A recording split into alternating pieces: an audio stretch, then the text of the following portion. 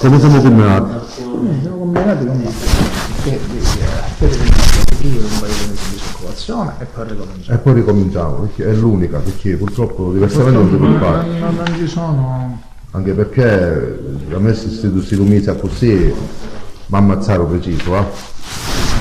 Mi ammazzare preciso nel senso che economicamente.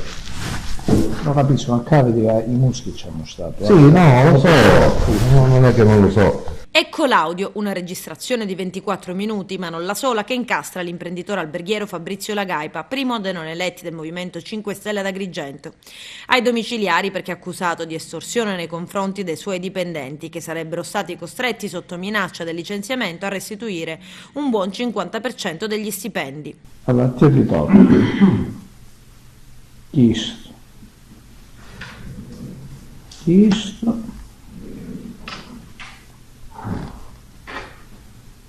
Questo è Renzi, questo. Non ha assegni familiari? No, niente assegni familiari, mai. Però restituito. Allora io a te che... Almeno per ora con la causa sicuramente ce li dividiamo 2, 8, con la signora. Allora 2, 8, 6 più 4, 8, 6 4, 8, 1, 4, 8, 7 più 80. Perciò quindi diciamo poi di questa busta sono 854 euro. Meno, questo già diciamo è l'assegno che ti è stato Certo, 4, 1634. 34. Ne avessi da tornare 780. Che te le ritornerò il mese prossimo perché ti dico purtroppo sono rimasto con il culo non per terra di più e devo programmare che poi la disoccupazione prenderò dopo 40 giorni alla presentazione. Sì. va bene. Un file che scotta, una conversazione fra Lagaipa e un altro attivista 5 Stelle, uno dei dipendenti, Ivan Italia.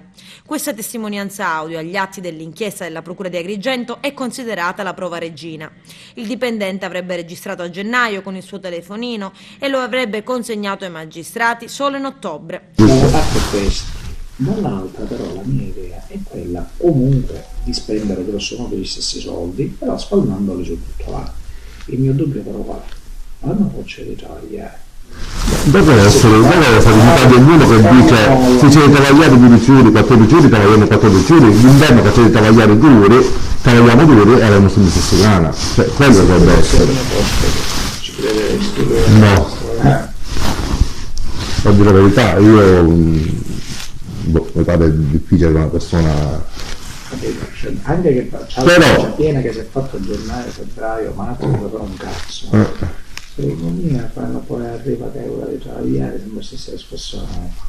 Da tempo però la conversazione compromettente sarebbe stata fatta girare nelle chat e nei canali di comunicazione dei grillini ad Agrigento e nelle scorse settimane sarebbe stata inviata anche ai vertici del movimento.